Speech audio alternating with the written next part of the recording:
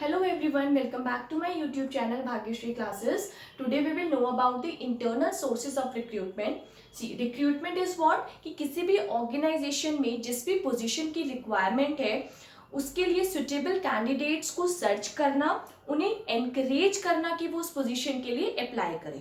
Right? Now, what is internal recruitment? कि जब recruitment अगर ऑर्गेनाइजेशन करता है किसके थ्रू, जो भी ऑर्गेनाइजेशन में मेंबर्स ऑलरेडी वर्किंग है उनके through, that is internal recruitment.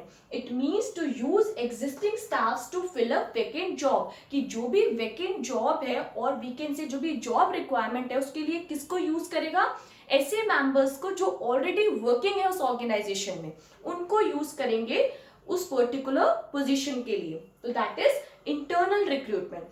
Now we have two main sources of internal recruitment. First है आपका promotion and second है transfer. प्रमोशन क्या है? लाइक एज वी से कि हम एक क्लास से दूसरी क्लास में प्रमोट हो गए, आगे बढ़ गए. तो सिंपली प्रमोशन इज व्हाट कि movement of employees from lower level position to higher level position. Right, कि लोअर लेवल से हायर लेवल पे अपग्रेड हो गए एम्प्लॉयज.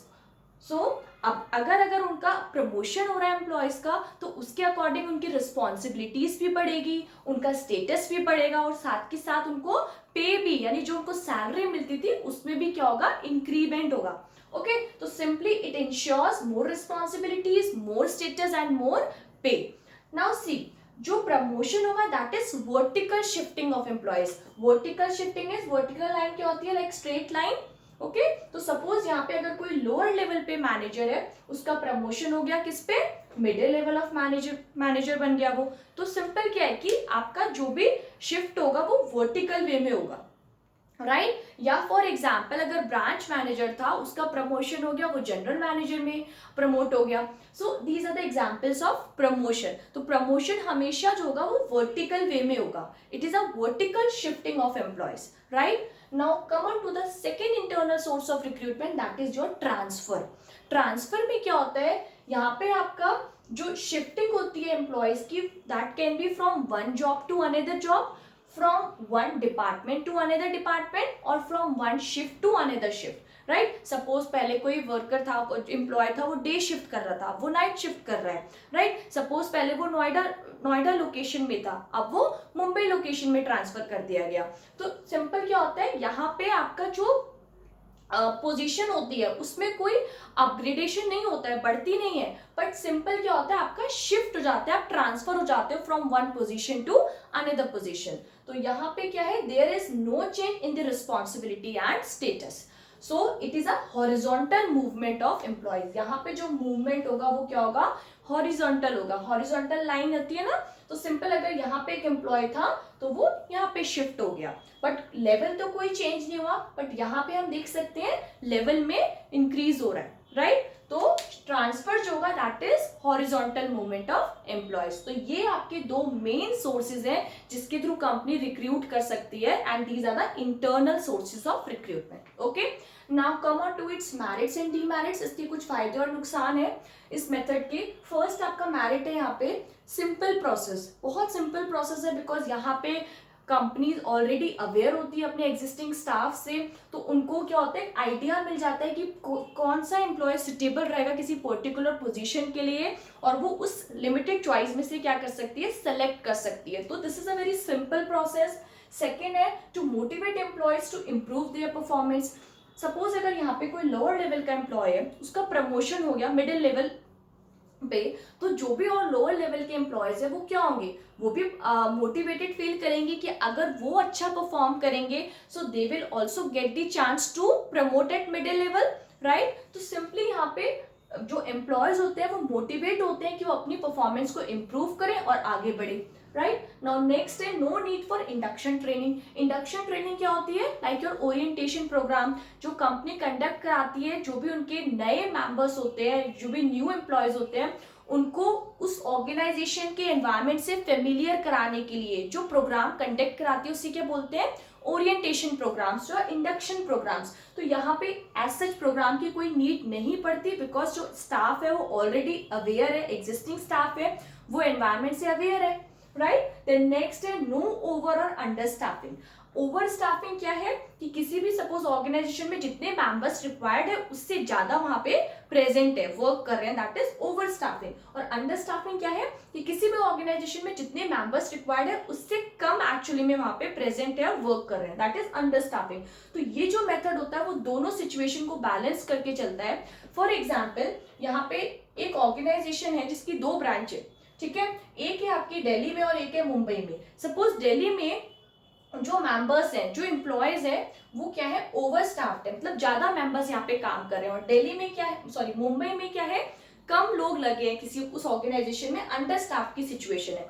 तो ये यहाँ से दिल्ली वाली लोकेशन से ट्रांसफर हो सकते हैं कुछ एम्प्लॉयज कहाँ पे, मुंबई वाली लोकेशन में, राइट। तो सिंपल क्या हुआ, जो भी आपकी सिचुएशन थी अंडर और ओवर स्टाफ की, वो क्या हो गई, बैलेंस हो गई। तो ये जो मेथड है इसके लिए बहुत सुटेबल है। देन लास्ट है आपका, this is a economical method. Time भी बचता है बिकॉज बहुत लार्ज स्केल पे इनवाइट करने की जरूरत नहीं है, एप्लीकेंट्स को पूरा प्रोसेस करने की जरूरत नहीं है, ठीक है, मनी भी आपकी सेव होती है। तो simply this is a economical method in terms of time money and efforts. इतनी मेहनत भी नहीं लगती ऑर्गेनाइजेशन को। Okay, now these are some merits of this method. Now come on to its demerits. Demerits क्या है, क्या नुकसान है इस मेथड के।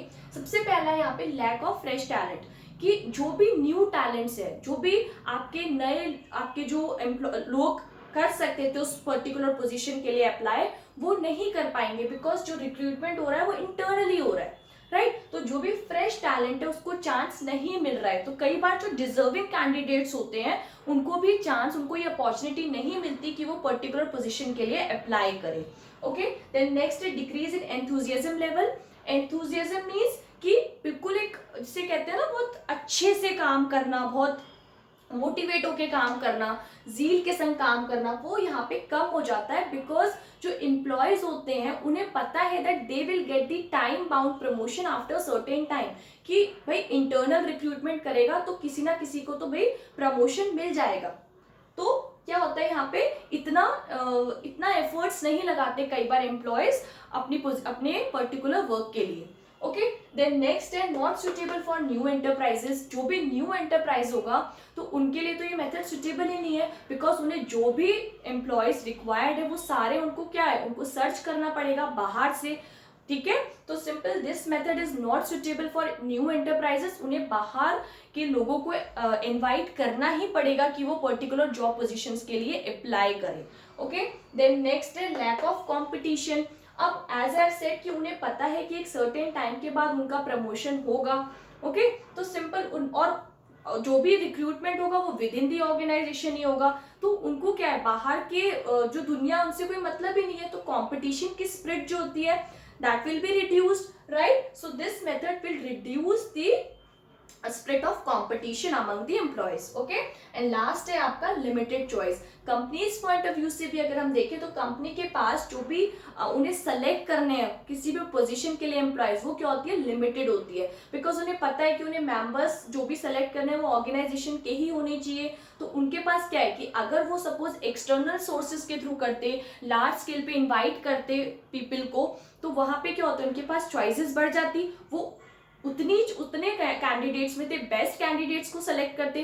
बट यहाँ पे जो भी आपके ऑलरेडी एग्जिस्टिंग मेंबर्स है उन्हीं में से आपको सेलेक्ट करना है, तो आपके पास क्या है, कंपनी के पास लिमिटेड चॉइस हो जाती है सेलेक्ट करने के लिए, right? So these are the some merits and demerits of this method, and now in my next video we will know about the external sources of recruitment, right? So thank you for watching my video, and please like and subscribe the channel for more such videos. Thank you.